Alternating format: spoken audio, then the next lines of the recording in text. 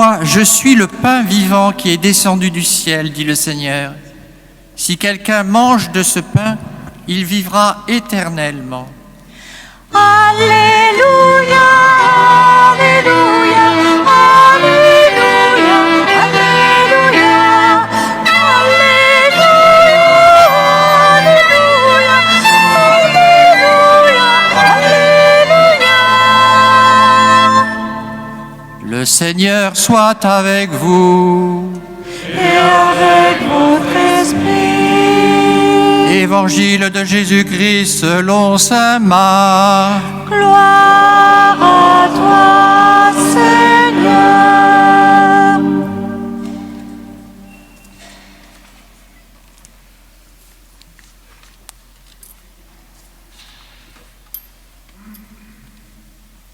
Le premier jour de la fête des pains sans levain, où l'on immolait l'agneau pascal, les disciples de Jésus lui disent : « Où veux-tu que nous allions faire les préparatifs pour que tu manges la Pâque ?»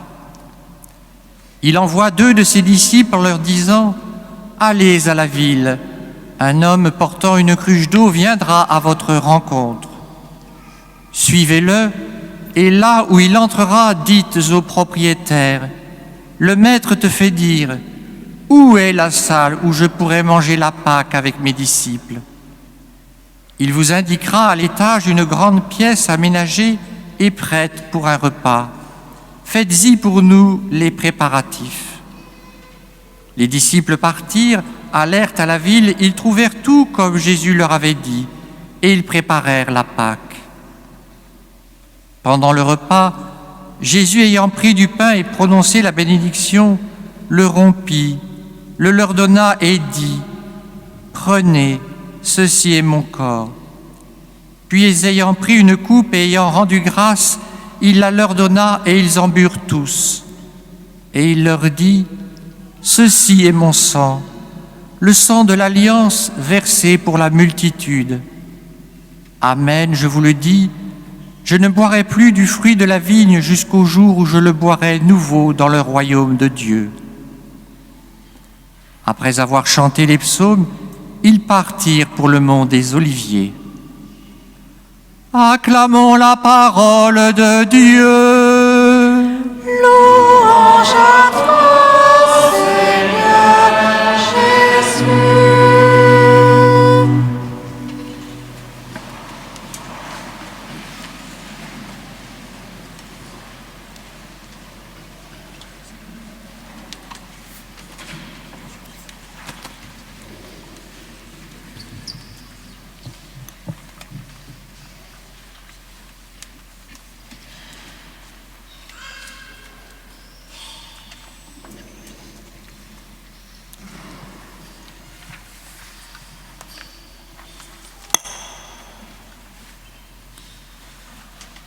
Après la fête de Pentecôte, dimanche dernier celle de la Sainte Trinité, voici donc aujourd'hui cette grande fête de la fête du Saint-Sacrement, le corps et le sang de Jésus-Christ, accueillis, célébrés dans l'Eucharistie. Et bien sûr, toutes ces fêtes, même si elles s'échelonnent dans le temps, sont toutes liées ensemble, dans le même mystère. Si nous pouvons célébrer aujourd'hui la présence du Christ qui se donne en nourriture, en pain de vie, c'est parce qu'il est ressuscité. Il nous a quittés physiquement, mais il nous est présent pour toujours, car il a voulu nous laisser ce mémorial de sa présence, de son corps et de son sang.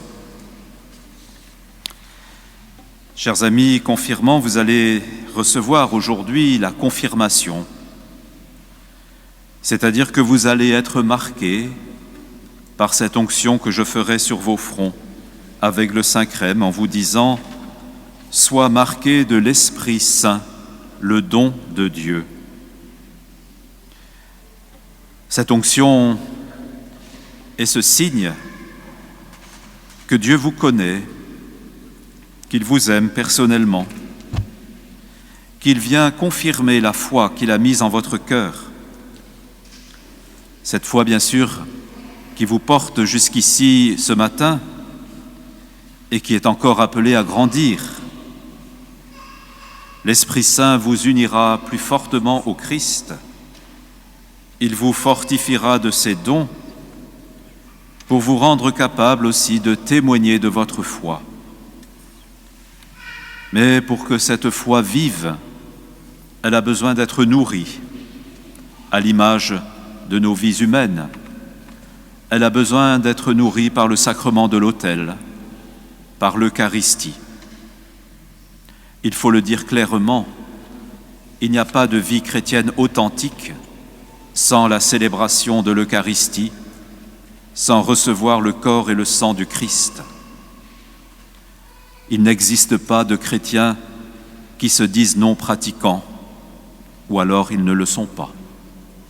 Chrétien, ça veut dire recevoir l'Eucharistie. Ça veut dire venir à la messe. C'est aussi simple que cela.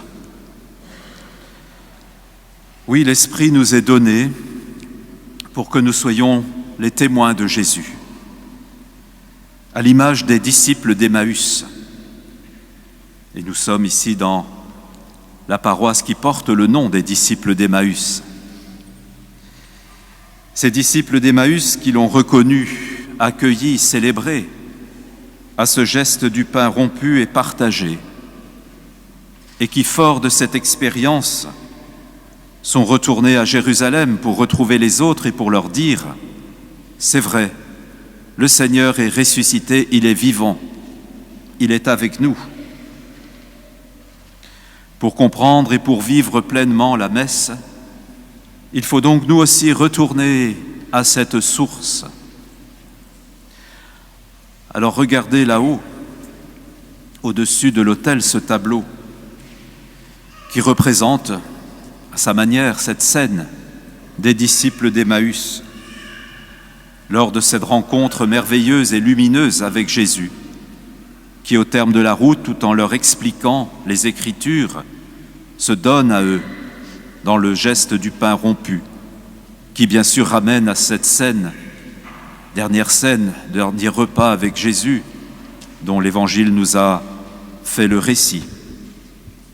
Eh bien, c'est le même mystère de la rencontre avec Jésus qui est célébré sur l'autel à chaque messe. Par le ministère des prêtres, Jésus se rend présent et se donne en nourriture. Il n'y a donc pas d'interruption depuis ce commencement jusqu'à aujourd'hui. Il en est ainsi, et l'Eucharistie rythme la vie de l'Église, donne sens à la vie de l'Église. Pensons aujourd'hui à toutes ces circonstances qui ont traversé l'histoire. Je pense en particulier à l'Église des martyrs, tous ceux qui ont combattu pour leur foi, qui ne se sont pas laissés vaincre par les forces du monde et du mal, et qui ont vécu parce qu'ils étaient fidèles à l'Eucharistie, à tel point que les premiers chrétiens disaient « Sans le dimanche, nous ne pouvons pas vivre ». Sans le dimanche, c'est-à-dire sans l'Eucharistie, sans le jour de la résurrection, où est particulièrement célébré ce repas de Jésus, le repas du ressuscité. Frères et sœurs, nous avons aussi à retrouver le sens du dimanche, en cela qu'il est le jour de la résurrection, le jour où le Seigneur nous convoque à sa table pour nous nourrir, nous faire grandir humainement et spirituellement. Sans le dimanche, nous ne pouvons pas vivre. Pensons aussi à ces conditions encore tragiques, malheureusement, et d'une extrême cruauté. Et nous avons de très beaux témoignages, qui sont de beaux témoignages poignants et émouvants, de ces parcelles d'Eucharistie, reçues on ne sait trop comment à la hâte, avec toutes les précautions qu'il fallait, dans les camps de concentration. Et nous avons de très beaux témoignages, cette Eucharistie vécue au plus bas de l'atrocité humaine, et comment des chrétiens, en recevant pourrait dire une miette d'hostie, pouvaient laisser leur vie encore dans ces conditions, être transfigurés, illuminés, et recevoir ainsi de la force du Christ, la force d'avancer, de tenir, coûte que coûte. Et pour nous qui vivons l'Eucharistie, eh bien, goûtons à cette chance que nous avons. Ne laissons pas cela à d'autres, vivons pleinement de ce mystère qui nous fait vivre. Car toute vraie rencontre avec le Seigneur est source de joie. La messe ne trouve tout son sens que dans ces paroles de Jésus, au moment où il célèbre son dernier repas avec ses disciples. « Ceci est mon corps donné pour vous, mon sang répandu pour vous.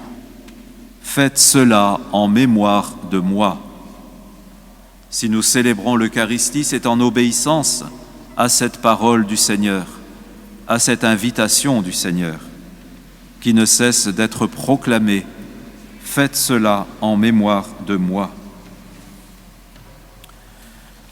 La question pour nous est donc de savoir si nous avons vraiment faim de ce pain et si nous souhaitons vraiment laisser le Christ venir en nous pour nous sanctifier, pour nous fortifier de sa vie.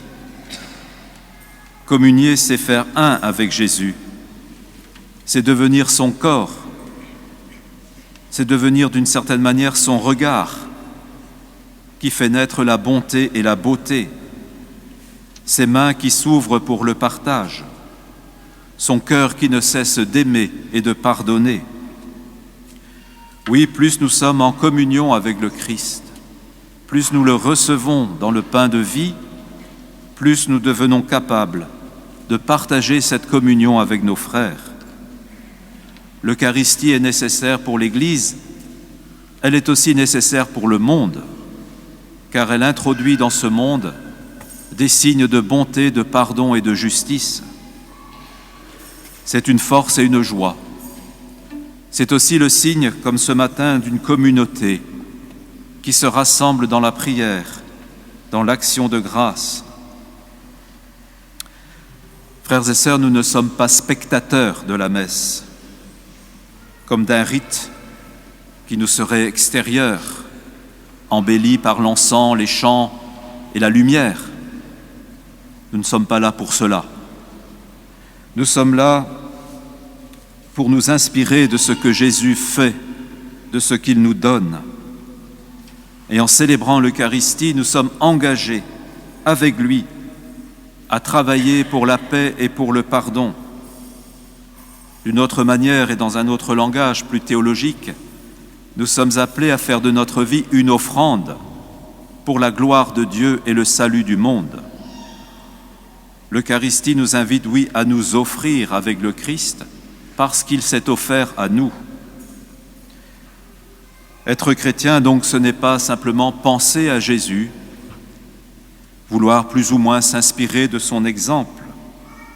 C'est venir le rencontrer là où il nous convoque, dans l'assemblée réunie en son nom. Et la messe est aussi un bel acte d'humilité, dans la mesure où nous reconnaissons que nous ne pouvons rien sans le Seigneur, que nous avons besoin de lui être reliés personnellement et ensemble. Alors nous n'aurons jamais fini de saisir toute la richesse et le mystère contenus, célébrés dans la messe. Nous ne pourrons jamais dire que cela nous est suffisamment connu pour que nous puissions y être de manière plus ou moins attentive. Non. C'est un mystère insondable. Et ce mystère, nous y entrons peu à peu. Nous nous laissons ainsi façonner, transformer, renouveler par la présence du Christ en nous. Oui, un trésor inépuisable.